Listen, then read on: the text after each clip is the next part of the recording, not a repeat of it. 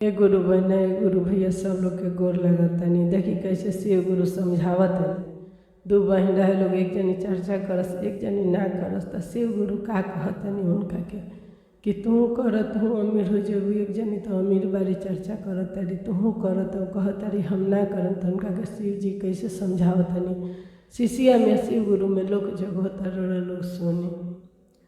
जब तू शिष्या चरचवा नहीं करबू, चरचवा नहीं करबू, तेरे सुलवा फेंकी मारब, मारब ये शिष्या तेरे सुलवा फेंकी मारब, मारब ये शिष्या। जब रौरा शिव गुरु तेरे सुलवा फेंकी मारब, तेरे सुलवा फेंकी मारब, हम फुलवा बनी जाई। ए भोले बाबा हम फुलवा बनी जाई। ए भोले बाबा हम फुलवा बनी जाई। जब तू शिष्या अरे फुलवा बनी जाइबू, अरे फुलवा बनी जाइबू, भावरवा बन के आइब। ए भोले शिष्या भावरवा बन के आइब। ए भोले शिष्या भावरवा बन के आइब। जब तू शिव गुरु भावरवा बन के आइब, भावरवा बन के आइब, नागिनिया बनी जाइब। ए भोले बाबा नागिनिया बनी जाइब। ए भोले बाबा जब तू शिष्या नागिनिया बनी जाइबू, नागिनिया बनी जाइबू, सपेरा बन के आइब। ए भोले शिष्या सपेरा बन के आइब।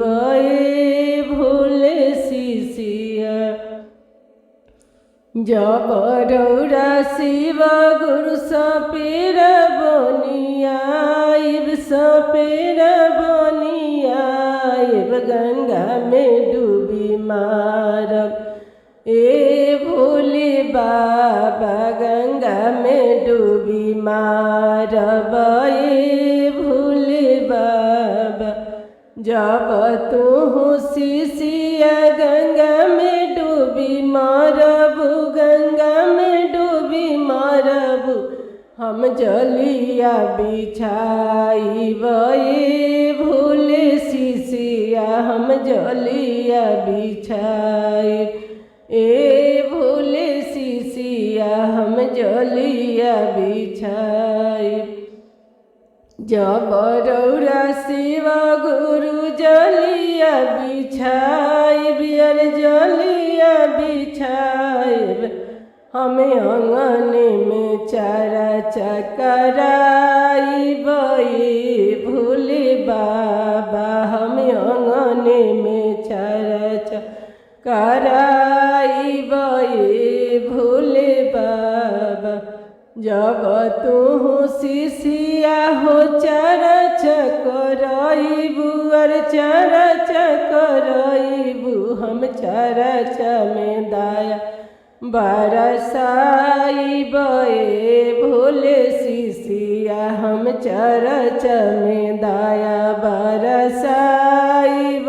ए भोले शिष्या जब रौरा शिव गुरु दया बरिसाइब, अरे दया बरिसाइब, हमें अचरे पसा दयावा बटोरब।